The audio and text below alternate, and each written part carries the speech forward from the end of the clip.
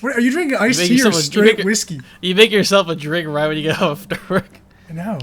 I What are you drinking? 45. had a lot of Jameson left over. No, it's a coffee tonic. Oh, okay. Tonic, like with alcohol in it? Tonic, as in tonic water. Yeah, tonic water. Vodka tonic is tonic. No, I get it. I get it. Okay, I'm not leaving this in the show because it makes me sound like an idiot.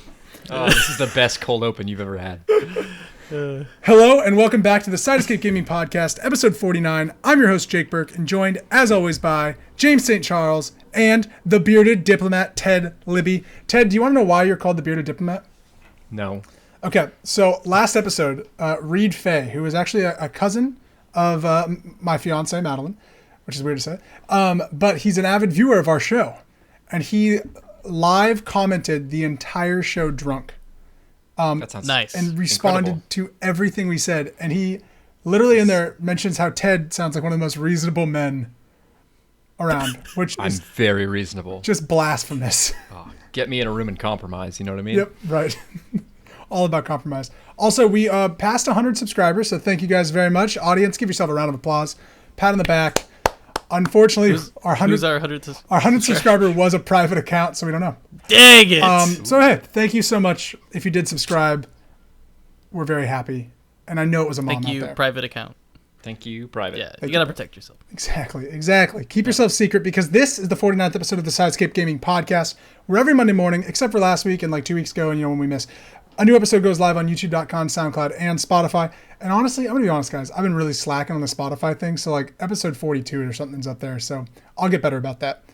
Once a week, we sit down and we chat across 500 miles to talk about a video game related topic and what games we are playing. Our main topic today is what games are a 10 out of 10 to you and why. We're going to have a very loose conversation about it. I'm excited. And if you enjoyed the show, remember to subscribe, like, and share. And please, for the love of God, tell your moms. We're past 100 subscribers. Let's keep that gravy train going. Shooting for 200 next. That's exactly the goal. Need more moms. We need more moms. Who doesn't? Need more moms. Need more moms. I like that. That's a good slogan. So, I'm not going to ask you how you guys are. I want to just talk about games. We got a hard out with James. James might leave a little early from the show. That's all right. I might just disappear. Right. That's going to be... You won't see me. Just boom. He won't even say goodbye. He'll just drop. Fade, cut me. It's going to be great. So before we start with the main topic, I want to talk to you guys about the biggest story in games this year and probably for a while. Microsoft officially now owns ZeniMax Entertainment or ZeniMax Media, Bethesda. There's a whole statement put out on, I think, March 9th by Phil Spencer at Xbox. I'm just going to read one section of it because I think that's the interesting nugget that will give us conversation. So in his lengthy statement, he basically welcomes the entire team, all of the different studios that they've acquired, Arcane Machine, Bethesda Game Software, or Softworks, all of that. But in the statement, he said, "This is the next step in building an industry-leading first-party studios team, a commitment we have to our community, our Xbox community. With the addition of the Bethesda creative teams, gamers should know that Xbox consoles, PC, and Game Pass will be the best place to experience Bethesda games, including some new titles in the future that will be exclusive to Xbox and PC players." So, the big question that I think everyone's asking themselves in all of games media and around the world, even, I'm sure, in politics, are Bethesda games going to be exclusive to Xbox? Does, eventually, Elder Scrolls just launch on Xbox PC? Where do you guys feel the exclusivity of Bethesda games is going? Is it going to be split? What is your guys' gut reactions with no actual knowledge on the subject? My specialty. Yes. Yes, Ted. Who frickin' knows? I think that it would make a lot of financial sense to them to keep the biggest name franchises on other platforms. Yes.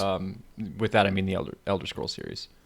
So many people who don't know video games know the Skyrim. That being said, everything else, everything in the works, all of their back catalog, all those things, who knows? They have a lot of balls in their court, if you will. Right now, they can say like the new Doom series, Xbox now. Yeah. Wolfenstein, Xbox now. Any number of these other ones, but Dishonored, if people are really into that, Xbox now. Forget about it. Yeah. And anything that else in their back catalog that we've missed. Bethesda is a big company that owns a lot of IPs. Yeah, and something I didn't even read in the statement. The 20 Bethesda games came to Game Pass last Friday. Yes. And everything from Dishonored 2 to like Doom 64. So I think Doom 64 was on there. But yeah, it was. Like everything kind of just came to Game Pass, which is another big kind of milestone. James, what do you think about the Bethesda acquirement? So I kind of agree with Ted. I think maybe they may go like Epic Game Store route, where it'll be exclusive for a set amount of time and then come to PlayStation. However, gives it like Xbox a big opportunity to play ball with PlayStation, and actually like maybe we'll have some IP swap kind of thing. Like, hey, we got this IP, we can bring it to your platform. How about you give us this or something like that? Like something that we talked about before with Xbox and Nintendo, which Xbox was playing fair with Nintendo. Nintendo's like doing nothing for Xbox, so. Like that would be nice if you could see some like, hey, let's just get together and like have some games, not just be entirely exclusive and that come to PlayStation, just like PlayStation games have been coming to PC. Like it's those things that kind of I feel like in the long term would work out for Microsoft and PlayStation, and Sony as well. Yeah. So but for now, it's just a big hey, we got Bethesda, we got all these games. We're exclusively like showing how good our Xbox beta app is. We're doing, and now they're actually like pushing like first party exclusives just for PC and Xbox, which helps PC gamers, helps Xbox. That's a big market when you have two markets, when Sony only has just like PlayStation. Well, in their xCloud service, I mean, a lot of these games that came to Game now Pass Android market, is all xCloud. Like Skyrim is xCloud, Fallout 4 xCloud.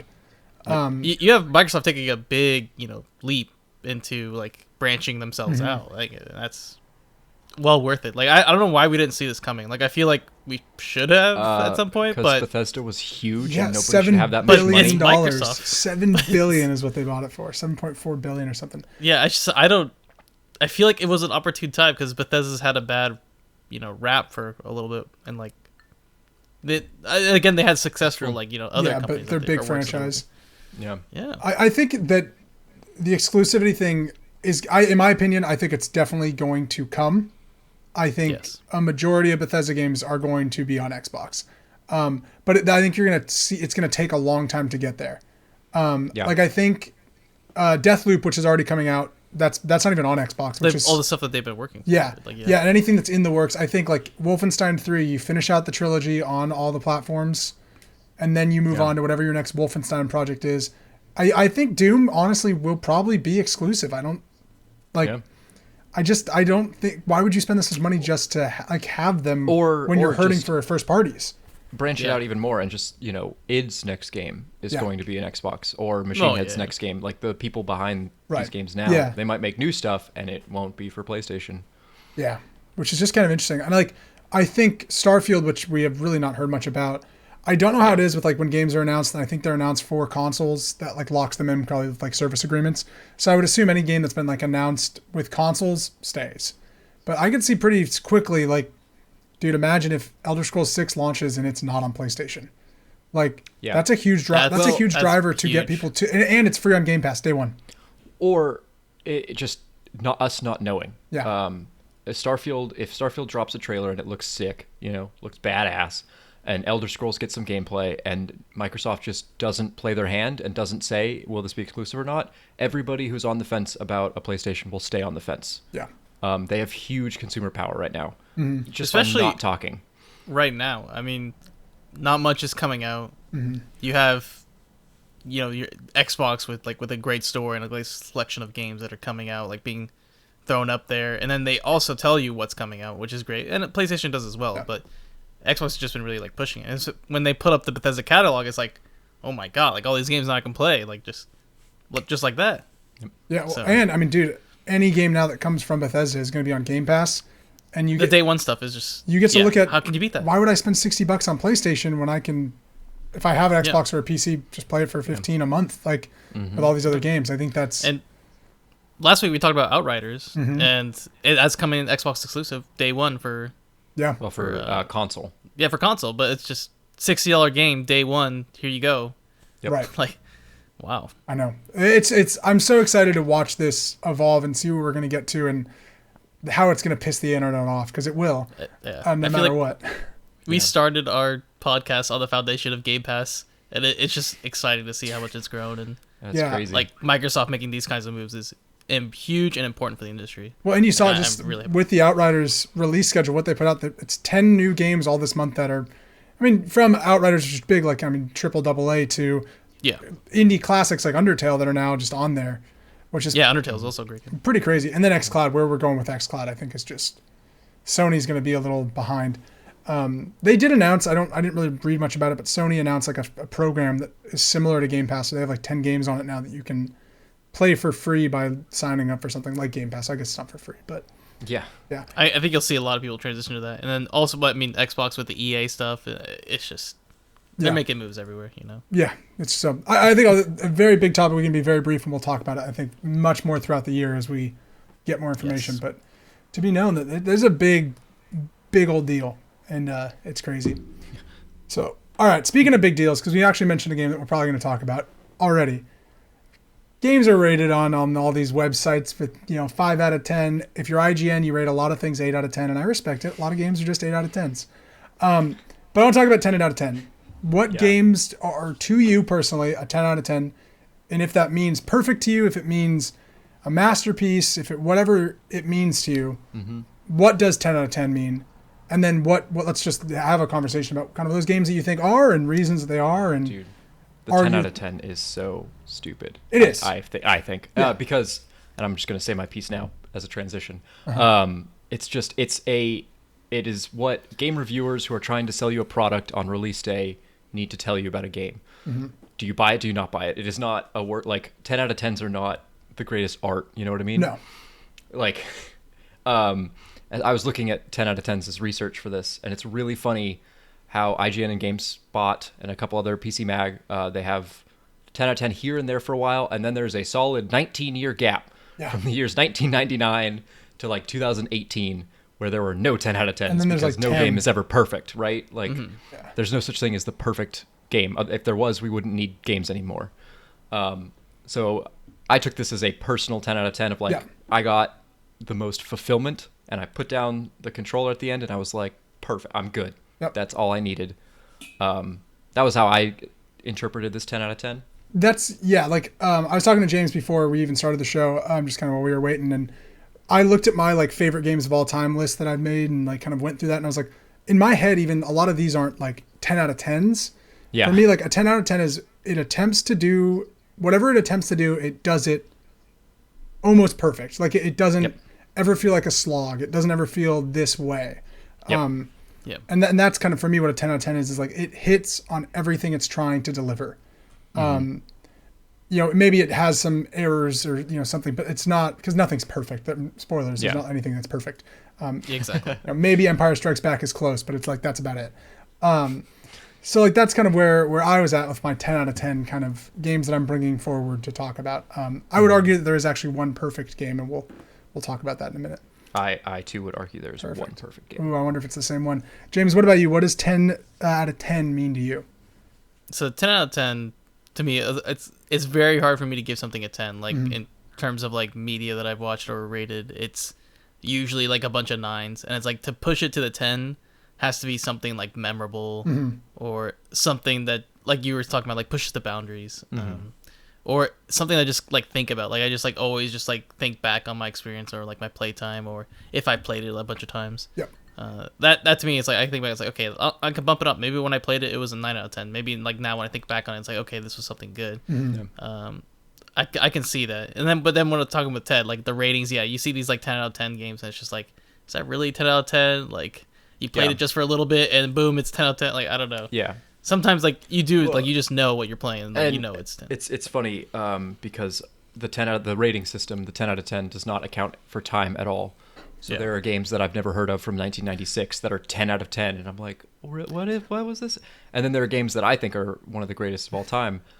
Came out 3 years ago. Yeah, exactly, like an 8. Like it's good. You know, it's all right. It's all right. Yeah. So I also think like kind of something you just said there from 1996 games. So Maddie and I during like the quarantine process have been going through like classic movies that we've never seen and watching these like great epics and or if it's like Maddie hasn't seen one. It's like we watched The Godfather because Maddie had never seen it. Goodfellas, all that Nice. stuff. It's been great. But it's been interesting because like video games, they're the one entertainment medium, in my opinion, like that also advances with like how you interact with it. It's like a movie, you just still watch it, right? But like it gets edited better or something, or like, you know, visual effects are better. But like a game, it could be perfect at the time of gameplay, but now translated to, if I was to tell you to go play Halo 1, which is going to be something I'm going to talk about, like that game's not going to play perfect. That game is not going to be a 10 out of 10 today because it's not going to play like other shooters play now. But you couldn't get to how Call of Duty Warzone feels without Halo. You know, so it's like, it's such an interesting advancement of like, well, at the time, this was a 10 out of 10 or like was a masterpiece. So it still is, but like it shows its age where like, I guess some movies technically do too, but very different regards. Like you can still enjoy watching a movie from the 50s. And not have it fight back against you with like annoying controls. Yeah. So I thought about that a little bit as well. I think giving video games their time in history is incredibly important. Yeah. Just generally speaking, but also when talking about like what's perfect. Well, this was perfect then and brought us where we are today. Yeah. I agree. So, without further ado, who wants to start? Anyone have a game that's just jumping out to you? I got some games I can get out of the way really quick that we don't need to lament on because we talk about them a lot on the podcast. Sure. Yeah. I'll start. Okay. And I'll just say, I put Halo onto my list. Yeah. Halo 1. Halo 1. Yeah. Halo Combat Evolved for the PC, for the Mac, for the Macintosh. For the Mac, yeah. Please. No. That was the perfect. It wasn't for the Mac. There's a cool story behind it. You should go look it up. It was a complete package at the time. It was this fully fledged science fiction shooter. Yep. You know, it was large maps, lots of enemies. I remember it having multiplayer, one of the first huge, you know, internet multiplayer and co-op split screen on the Xbox original. That was my System Link. System Link. Yeah, of course. And it just was this entire package that functioned super well, that was super cool. It captured so many cinematic elements that are now just kind of standard in what is AAA. Yeah. It had a orchestral soundtrack. Oh my gosh. Yes. I think Halo is one of those. Halo 2 is my favorite Halo game, but Halo 2 is not a 10 out of 10 because the Halo 2 campaign, in my opinion, is the worst like trilogy campaign of like those three. Needlers. Because of that's the only reason. Yeah, that was it. That's why it can't be 10 out of 10. That's why it can't be a 10 out of 10. The dual wheel needlers. No, but I think like thinking of like what Ted just said on Halo Combat Evolved, Halo 1, whatever you want to call it, like it was such a complete package, but it also was like revolutionary. Like in my opinion, I had GoldenEye as like my shooter. And then going to my buddy's house and playing Halo for the first time multiplayer, you're like, holy shit, like it feels good to control. Like I don't have to stop in one place, hold a trigger, and then I can move my reticle. Like I can run and shoot at the same time. Like that's insane. On a controller, like it really changed, and it's the first like dual stick shooter like that, you know, that really took what we know today as video games, like really how to control that camera, is just so like revolutionary at the time. And of course, going back, it doesn't play the same, but you just think of that and Battle Creek and Blood Gulch, and it's like the multiplayer experience. I think about it all the time because when I first started playing, I played it like when it came out. I was in like kindergarten, first grade, because my friend had an older brother who was like in high school, and they had money. They had like one of the first like home projectors like you could have, and hooked up the Xbox to it. So you had like this nice like theater like screen, and you're playing Halo on it, and you have like this big Duke controller, and you're some kid with tiny hands. It's like, what the heck is this? And you're just shooting, and it feels satisfying to like shoot a sniper or shotgun or even the pistols and rocket. Like it was just. And then the cars and the Scorpion, like it just everything with the atmosphere, it was incredible. And you just like jump from like Nintendo 64 Golden, like you're talking about, like you were playing like Mario, and like you go to this, and it's like 2001, like oh my god. And I think like it's one of those games like you're saying, like the memories come with like how you've played it, and like the multiplayer memories. Like I think of the campaign every so often, like the flood mission that scared the shit out of me when I was 7 or 8, you know, like. But really, like the stories that it built through the multiplayer are like. Yeah. Just these experiences. And the game modes too, like Slayer. Oh god, like the voice, capture the flag, and and just every weapon, and it does have a thing that's like it hit, like we were saying, it hit on everything it was trying to do, and it hit hard. I definitely agree. Halo for me is also a 10 out of 10. Is that on yours as well, James? I did not put Halo. I put another one on there though. Or Should I bring it up? Yeah, what'd you put on Do there? it. I put on Call of Duty, and specifically one Call of Duty. Call of Duty 4. 4 Modern Warfare. Oh, yeah. okay. Modern Warfare. The Call of Duty. So Call of Duty was like big before Modern Warfare, but you were just trapped in World War II. Yeah. Like, you had Call of Duty, Finest Hour, you had Big Red 1, you had like Call of Duty 3, Call of Duty 2, like all these like games. It's just like they're good, but they're World War II. And then you see the shift to Modern Warfare, and like when you first like get into the campaign and then the multiplayer and what everything, it was just so perfect. Imagine, but there's other games. Imagine a world where it was the first real time that you unlocked stuff for your multiplayer character that carried throughout the games. Yes. Like, that didn't really happen before. Like, Counter-Strike, you bought stuff at the Loadout time. stuff, yeah. But yeah, like, you made your loadout that you could play anytime, anywhere. Like, Yeah, because they had these games like SOCOM and all that stuff, and it's just like, I never really got into those. But this one, like, truly was like a good Modern Warfare. Like, yeah. And then from there, they just took off. Like, of course, the Treyarch went back to World War II, but they used that you system. still had more like Modern Warfare 2. Yeah. Like Call of Duty's not propelled because of Call of Duty 4. Also, that campaign is, like, insane. That campaign is campaign's so great, good. It's real. And the campaign like transcends. It's like they still reference characters from that campaign. Like Yeah, that Captain just, like, Price. Still, yeah, it's like it still carries through. Like it, and then the music and like I always think about like the menu music and like stuff and Yeah. I always think of voices, the ghillie suit level. Just that ghillie suit campaign level was, like, love it. yeah, insane. Yeah, that campaign pushed boundaries in a way that I don't think a lot of people were expecting.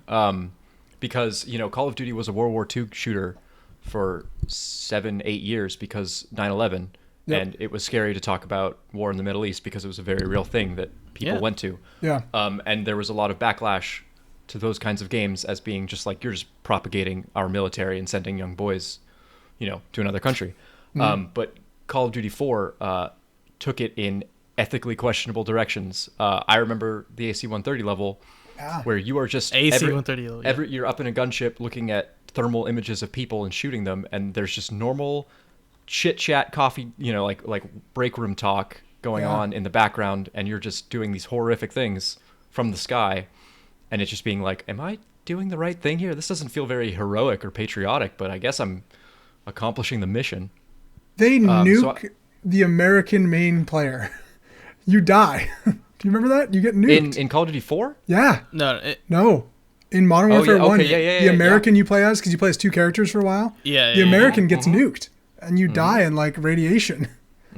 Like, fuck. Like, yeah, they were able to straddle a line between doing something current and doing something edgy. It wasn't at the time necessarily safe, and I really respect that back in the day. And just the revamped multiplayer that they still use today. Yep. Yeah, I think it's just nuts. That changed multiplayer, I think, forever. Yes, totally. Yeah. It's still that way today. Yep. I mean, even other games. Right. You play a multiplayer game that doesn't have some kind of progression in it. Like, what am are I you doing? Yeah. Why would I play this? That's why Halo struggles so much with, like, modern day multiplayer, because it's not that kind of game. It's not like that. Yep. Yeah. I want to shift gears a little bit. We've been talking a lot about multiplayer. I want to talk about just a pure gameplay experience. This is the only game that I believe is perfect. And it's not The Last of Us, James. I want you to know that. What? I believe only one game is truly perfect, and that's Tetris. Yeah. And I believe it's a 10 out of 10. We don't have to talk a lot about it. That's a perfect freaking video game. You take it to the bank. I think that's bang on. All right, cool. It's I'm a done. very I'm good done video here. game, yeah. That's all I had to say. Perfect. Cool. I'll leave. Yep. You can play it. Can run on anything. The other game I had, and I want to talk with James a lot about this, because it's a game that I've never beaten, but goddamn, I've gotten close. Would you consider The Witcher 3 to be a 10 out of 10? It's number 1 on my list. Okay, I want to talk about this. I even talked about it with someone else. Like I talked with 2 other people. Just like, okay, let me confirm. Like, hey, what do you think about Witcher 3? And they both agreed. Like, thinking back on it, it is a 10 out of 10. Plus DLC. Plus DLC, right? Yeah. Blood and Wine, and this is Heart of Stone. Heart of Stone. I also put it on my list, but more to spark the conversation to talk with you about it, because I've never beaten it. It's very long for me, but I just know that. It twice, almost 3 times. All right. Just haven't beaten the DLC. No need to brag. Okay. So why is it perfect? What does it do so well that, like, gets your juices going? Because it's your favorite game of all time, correct? Yeah. Atmosphere, number 1. Music is great. Like, probably some of the best game music. And then the other thing is the story. It probably has like one of the best stories I've played, besides Last of Us good stories. But it's still one of like the best stories I've like. There, I mean, you've played a little bit of it, but Yeah. I don't want to spoil anything. But there's just one part in this game that just like truly like kind of like broke me. Because you truly like feel like the pain of Geralt in that one scene, and I don't know if you've gotten to that point. Probably but not. I only played the first 45 hours of it twice, so you know. So you probably have. I say the same thing. I've only played about 40 hours. So. But it's you really like attach yourself to the characters, and then even more so when you play the DLC, especially the first one, which I always talk about. Like it's one of my favorite stories. Like, and it's not even part of the game, but it references the main game. And it references the main game in such an interesting way that you didn't even realize it. Like, you start the DLC, and right away it's like, okay, this DLC literally was incepted right when the game started with one specific character you meet. And it's like, how did they, like, think about this? Like, you had this, like, backline story that was going on the whole time, and they went back to it. Similar to GTA 4 with the Ballad of Gay Tony. Like, you had, like, this parallel story, like, going on with the main story, and that to me, it's always like fascinating. But swordplay, amazing. I just really love like fighting enemies and how like you go around combat. Every character you meet is just like incredible, like vast amounts of story going there. It's just, I don't know, like I constantly think about that game. Yeah, for me, like the 10 out of 10ness of it comes from, I think the world is just so like fleshed out. It's so funny because like, you know, you could obviously, a lot of times now we're comparing it to Cyberpunk because that's what we thought we were going to get. But like the world of The Witcher, like I can kind of still see parts of it. Like even parts like I don't like, there's a part where there's a tower and there's a broken bridge and there's a fuckload of harpies. I don't know why I remember that area, but I do. And it's probably because I died a lot there. But like the harpies for me, like the enemy variation in that game is so like like constructed and I guess incepted. That like I find that so fascinating that they were able to like. Did you ever get the Skellige? Yes. By the way. Yeah, Skellige was really cool. Like a very different kind of. Completely different, like Nordic, from where you were. Like and I think like that really the narrative strings that pull. I think there's for me it's too big of an RPG. I'm not that like my head doesn't like to be overwhelmed by a game, but I get that for that game it is like a refined, perfect experience for that RPG experience. And then the other thing is this game. 10 out of 10 spawned another game, which is Gwent, like a separate game. Like that's like Gwent's incredible great. when you have a mini game in this main game that's not even a big focus, get picked up by the community and like so well loved that it gets its own game and becomes like a big thing. Like they're just like, all right, we'll make a separate game for it. Like that's incredible there. Yeah. I'm listening. I'll be right back. Gwent, I totally agree with you. Gwent that spawned out of Witcher, I guess, is a very different thing. Gwent experts, please leave your comments below. But the Gwent in the game is so good. Not the same. In world, that it is something. It is a game in a game, and something that like you really want to take your time and do. Yeah. And it's not balanced. It's not meta. No. It's you know, it does not translate to a real world setting. But for it being a game in a game, if you want to play The Witcher as a card collector who runs around dueling people and getting cards, you can, and that's really cool. I love when games have that like optional side quest that can get you involved in a different realm of like collecting. Yeah. Yes. And the side quests too. Like side quests in this game are great. They're not fetch quests. Yeah. They are storyline quests. Oh Beautiful. yeah. I would say there's so many memorable like monster quests that you can go do just as a Witcher that isn't about the Lich King or the Witch King or whatever he's called. Yeah. What? The Wraith King. The Wraith King. Wraith King? Get it right. Sorry. Not Wraith King. Ice King? Wrath. What is it I called? was gonna say Wrath of The Hunt King. The Wild King. The Wild Hunt. All right, we'll move on from that. Sorry, it's the Wild Hunt. I played the first 45 hours. I think I missed the... Let's name all the kings. Let's just name all the kings. But yeah, the Witch thing, I wanted to talk to you about that because I figured that was going to be something that came up. Okay, I want to bring up two games. I am a big Zelda guy. I'm going to talk about Zelda for a second. And feel free to chime in, disagree, whatever you want to do.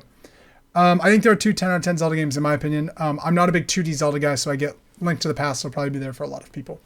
But the first game I ever played was Ocarina of Time, and I still to this day think that is a masterpiece experience from when it was incepted. I think probably going back would be a little different because it's not as clean as it used to be, and you roll around to get faster and stuff.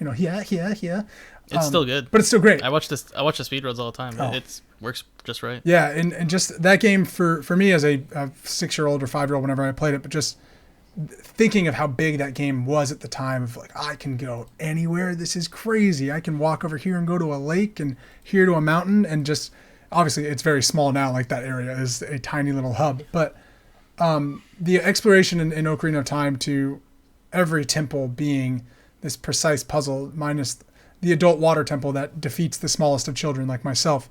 All of those puzzles are so intricate and designed, and each boss is memorable. And really to just have this like fascinating story of polarity between young Link in this light, happy world and adult Link in this like dark, desolate, ruined world, I think is really fun. And to be able to switch through that, and then the use of the musical songs as another tool set that you have to bring water in, to teleport, to do whatever you need to do, I think really kind of, for me, makes that game such a masterpiece of just how many systems there are to upgrade Link in order to beat Ganon, and then just the crazy bosses that has. So for me, Ocarina of Time is a 10 out of 10 experience. Do you have any thoughts on Ocarina of Time? I don't know how attachment to you guys it is. I missed Zelda as a kid. So I have nothing, but I hear a lot of the same sentiment. Yeah. I've emulated Ocarina of Time on a computer, okay, which is not the same experience. And I've played, I think, the first 3 hours of it, okay, not super long, and definitely enjoyed it. It definitely has aged. Seeing all those N64 prompts is a little weird. Yeah.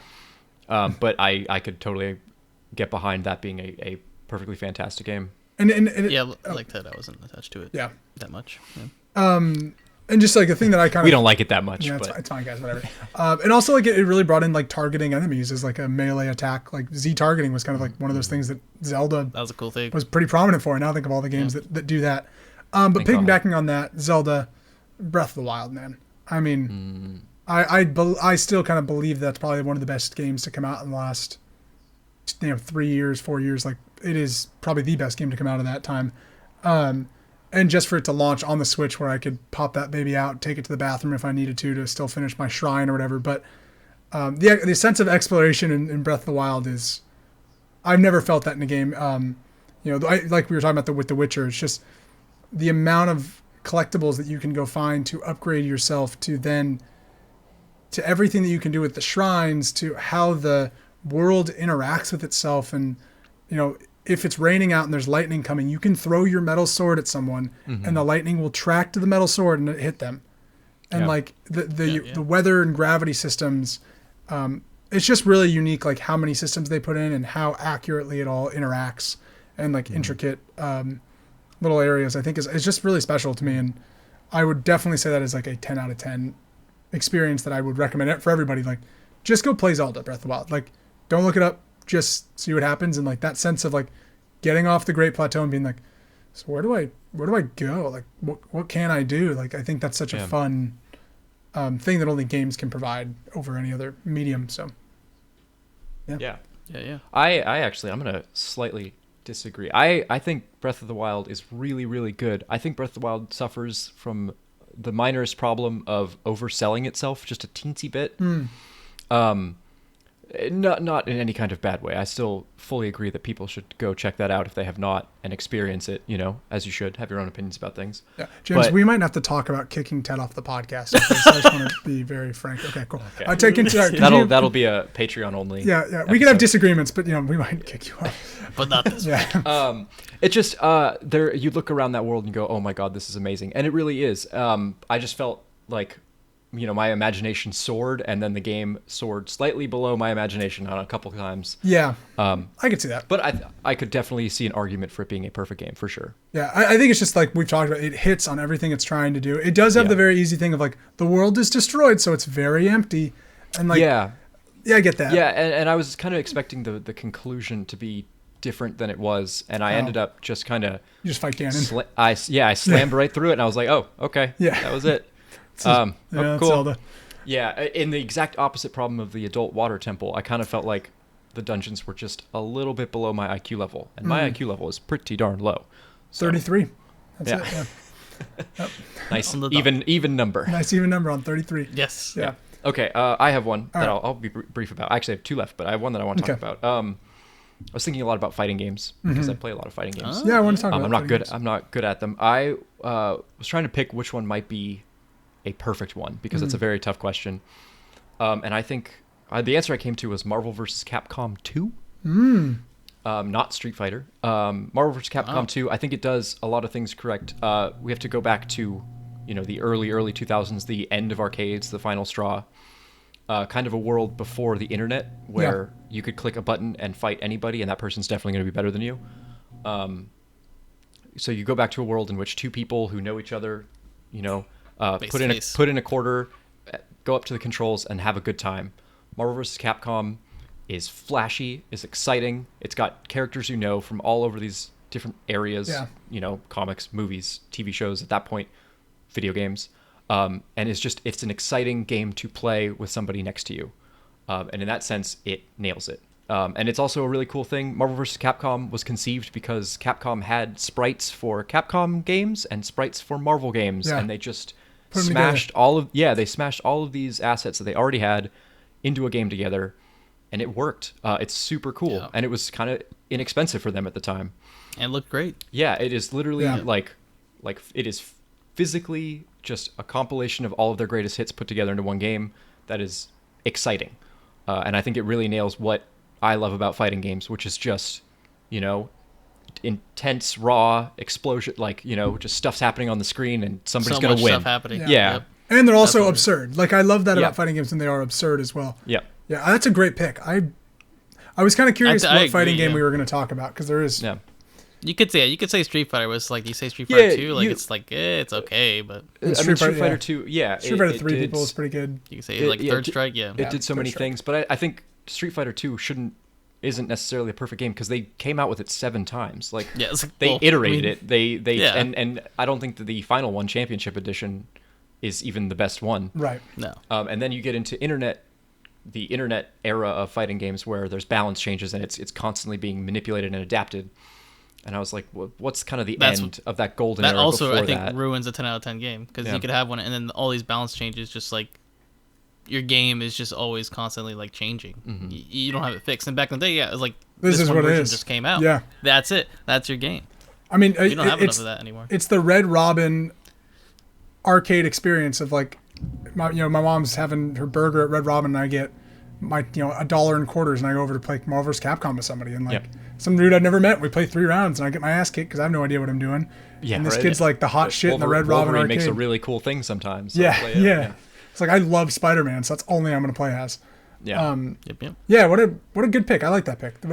Yeah, very good. I don't know a lot about fighting games, but I would agree that's a I good don't. one. I honestly, I don't either. I'm sure there's a Japanese fighting game that I've never heard of that's the best. That's but- probably the best. Yeah. Yeah. Burn Yeah, Blue, play- Blitz X39, Delta Please Y. That's what it'd be called.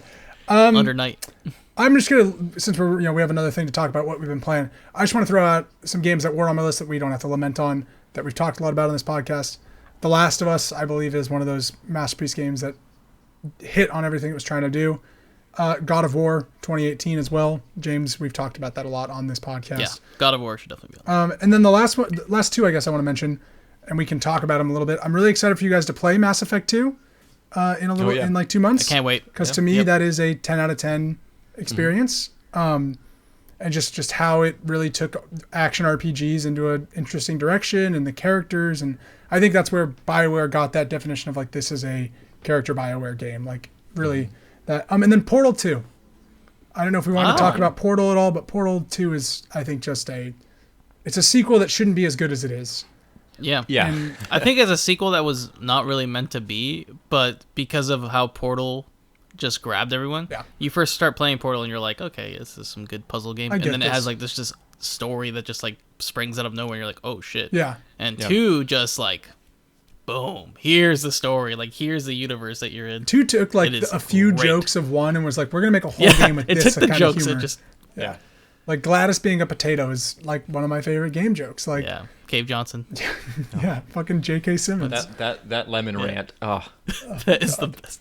So I would, if you haven't played any of those kind of games, I really recommend Portal 2. It's just phenomenal. Portal 1 and 2 are fantastic. Do you have any other games you guys on your list that you want to just rattle off really I do. quick? I have one more banger, but I Ooh. want to save mine to the end. Okay, James, you have anything else? Okay, I'll have one, like, just my last one. The other ones we talked about like plenty of times, Yeah. but this one, just in terms of how Ted was talking about the fighting game community, I'm gonna talk about the VR community. And Half-Life Alyx is a 10 out of 10. Okay. Is the best VR game of all time, right now. Right now. There's definitely gonna be better games right now, but this one just sets the bar. Can you so sit well in a kayak with a gun? No, but you know what you can do? You could play a BioShock mod on Half-Life Alyx, and it's literally the BioShock world, but with like Half-Life enemies, and it looks amazing. I want to show you guys the trailer to this, but That's so that to cool. me, like, I was just like looking at it recently, and I was like, wow, that game is good, and it has mod capabilities, and you can just transform the world and use the engine already built in there to make a better game. And it's like, I mean, that's literally what Source 2 and all, and Valve, that's their whole That's their whole gimmick is thing. mods. And it's like, this game is still doing what, like, you know, what it's supposed to do. Yeah. Be like the top level, show what you can do with a VR like AAA game. But also there are people like that are also making mods for it, and like maybe you'll spawn another game from it, and that also like makes me like really excited. And That's cool.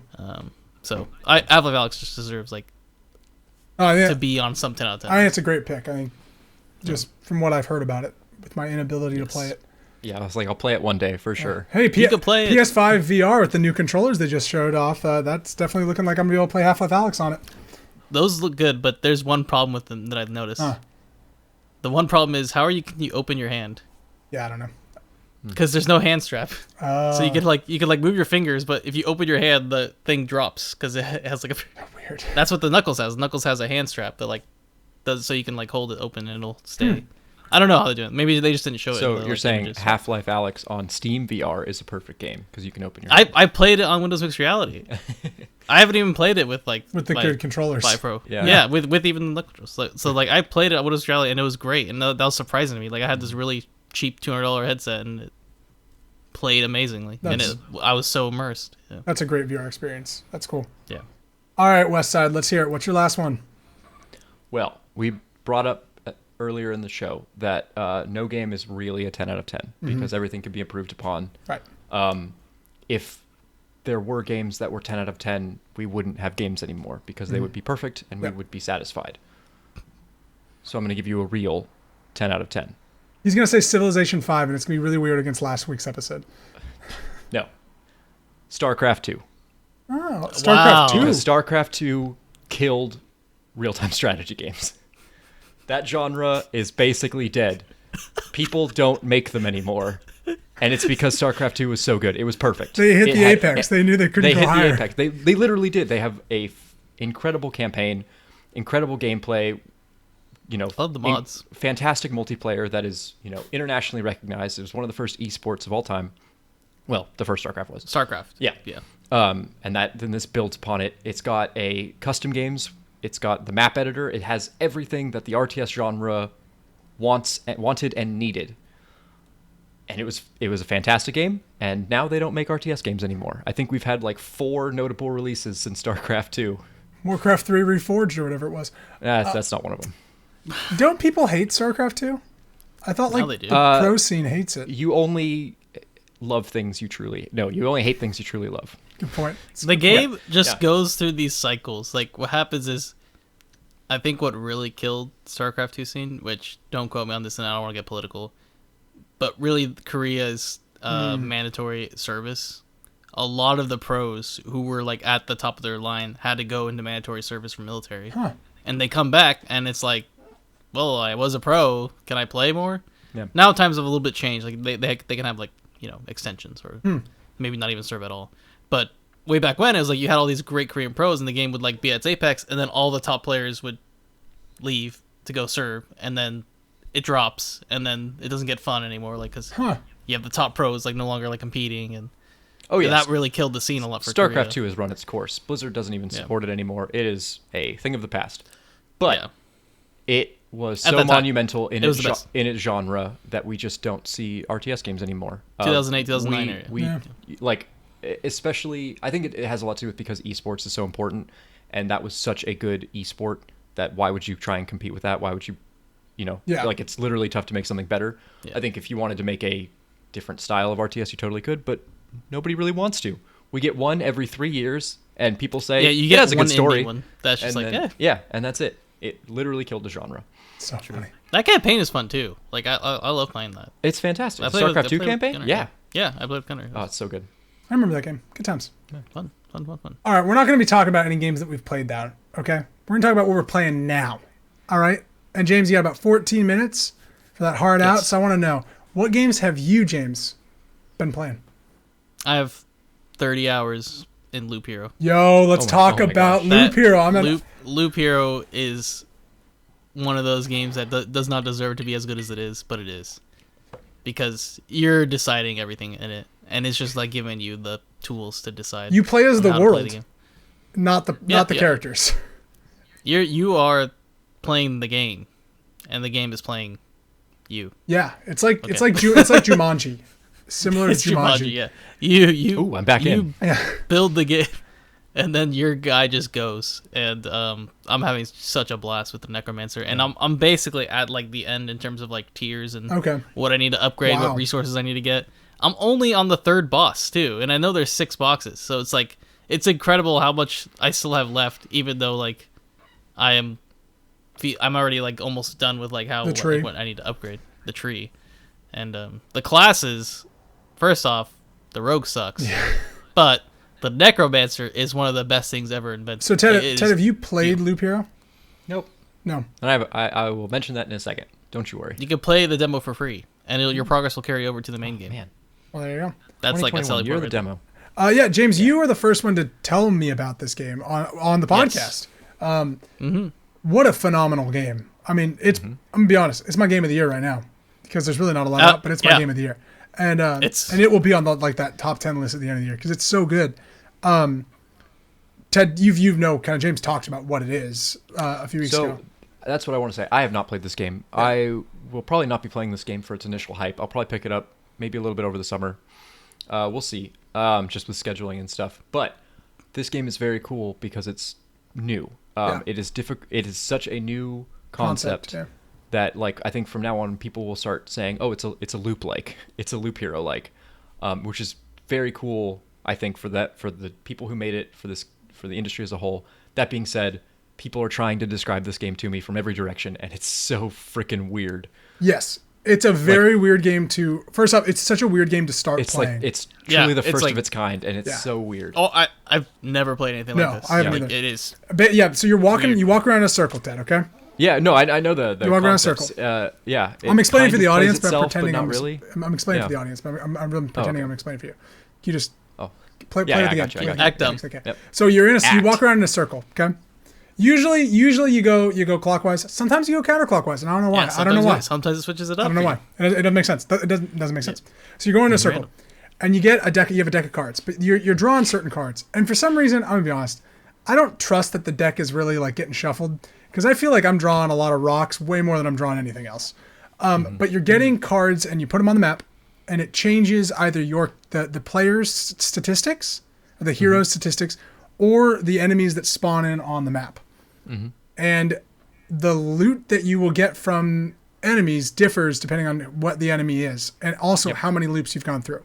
Yep. And you're trying to build your character up to get that person to survive, while you're also collecting boss. resources to go back to your camp and build up your camp. Yep.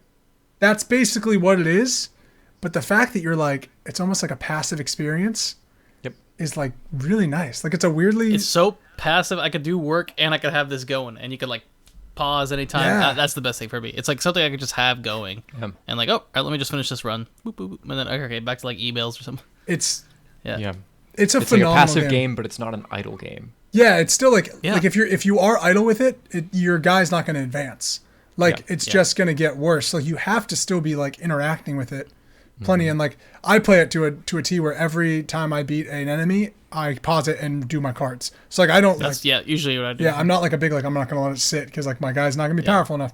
And then you unlock classes and like different equipment trees and like how to upgrade your player throughout like the different loops that you go through. I think like the more you unlock, the more like interesting the game gets, which is it never feels overwhelming. It just always feels like, oh, whoa, I can do this now. Yeah, Loop Hero, James. So you're Very good. 30 hours in. 30 hours in and only at halfway through. That's I guess. crazy. Wow. Not even, but beautiful game. Yeah. And basically, Warzone is the only other game that we've been playing. Which, getting back into that, it's good. It's great. We've been playing. It's Yeah, feeling good. We've been playing Call of Duty Warzone. We got a win the other night with Hunter Phillips. That was pretty great. Yeah, what a good game. Just a great battle royale. Feels pretty balanced. Feel like it's good. It's just not too much. It's just right. Yeah. That's what I like about it. I agree. It does what you want it to do. Yeah, Ted, we got to get you in the Warzone. We got to get you dropping hot. One day when it downloads. I know, right? It does take up way too much Still space. loading. Still That downloading. is the only problem with this game is the goddamn download size. It's so big. It's ridiculous. And then they'll prompt you to download more patches. I would say the one thing that is really annoying about Warzone, but I also get that's a free game, so I might as well just shut my mouth. I'm playing it for free. The amount of things this game tries to get you to buy with real money is like, it feels gross. Every time you boot up the menu, it's like, buy this gun pack, buy this, buy these characters. And you're like, okay. All right. St. Patrick's Day gun pack. Yeah. Okay, wow. Okay. Sure. Warzone is an interesting beast. All right, Ted, what games have you been playing? I haven't really, nothing of note. Okay. I have checked out some of the games on the Bethesda Game Pass edition. So I have played 1993's Doom. Ooh, did you beat it? On my computer. No, I did not beat it. I was just messing around with it. It's very fun. Very cool that they added those games. Does it still and play also, well? Like, how does it feel? Is it like it feels- very rigid? No, it feels perfect. I mean, it's Doom from 1993. Okay. It feels perfectly fine. I briefly grazed over a couple articles talking about how Xbox is putting some engineering behind some of their older games into like upping the frame rates and the performance of these older games, which for Doom 1993 doesn't really matter. But apparently it's making some of these kind of newerish games, it's making Fallout 4 run better post, patching and releasing and Bethesda caring. So that's neat. I haven't really witnessed that firsthand, but that's cool. The other thing that dropped on Game Pass PC is EA Play. Yes. So you guys finally have EA Play now.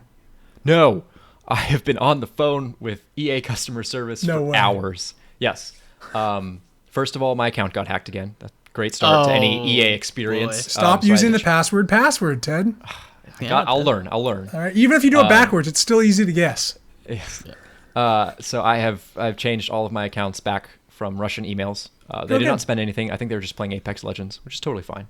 Can you get that account back and play Apex Legends? Yeah, I got my account back. That part was actually pretty easy. Thank you, EA. Ted's like a level 100 in Apex Legends. I found that my EA account, which I made in 2000 and whenever Dragon Age Origins came out, 2009, had my original Xbox 360 account from that same period, which I no longer use. Lost that long time ago. And I deactivated it, and I tried to add my new Xbox account, and it said you can only have one Xbox account for your EA. Like, your EA account can only link one other thing for its lifetime. And so I have been going back and forth with EA customer service, asking them to let me add another account, which apparently is a very normal thing that they do. They just haven't changed their wording from the word lifetime. So if you try and lifetime. So Xbox Game Pass sends you this message that's like, can't do it. EA Origin account or whatever can only have one Xbox account in its lifetime. And then I call somebody, and after an hour and a half of waiting, they're like, "Oh yeah, it's fine. We'll do it. Just give me 24 hours and then try it again." Jesus. Yep, that was their suggestion. Weird. Yeah, the EA Play thing coming is really interesting. Apparently, Ubisoft is also their Ubisoft program is coming to Game Pass as well. So that is insane. That's the case. But I can't wait to play The Sims and Command and Conquer. There it is. Classics from my childhood. Classics. As soon as EA gets their shit together. Actually, if I get my shit together. I think it's more of a you issue. I'll blame them. It's a you problem. Yeah. I had to make all new accounts. Just a PSA for all the fans out there. That's good to know. Good to know. And that's good that it's coming to PC now. That's exciting for everybody on the PC front. This is almost 3 or 4 months late with no word. It was kind of weird. Yeah, it just dropped randomly. They must and have then all of a sudden issue. they said like March 18th, it's out, and I was like, perfect. Weird. Well, that must have been some contract issue with someone on PC. Who knows? Yeah, like with Steam or something. I don't know about this, James. We'll have to check if It Takes Two is on EA Play. It is. Need to check it out. Yeah. Oh, it is. It is. Okay, so and I can play it with you through like the friend thing, like we did last time. Oh wait, maybe not. Maybe not. I don't know. It's brand new. We'll figure that out. We'll take a look. All right. Yeah. Folks, thank you so much for watching the episode 49 of the Sidescape Gaming Podcast. Next week, we will be back with episode 50, where James and I are going to be reviewing It Takes Two, the new co-op game from, I forget that man's name, Joseph something. Ferris? Yeah. Joseph Fares. Fares. Yep, that's exactly right. Fuck the Oscars, as that guy said. I love his that other guy. game is on Game Pass. Oh, yeah. We'll be playing that. It'll be our first major kind of review of this year, really. And one of the few. So thank you so much for watching. Remember to like, subscribe, share, do all of that jazz. And for the love of God, please tell your mothers. And we will see you next week.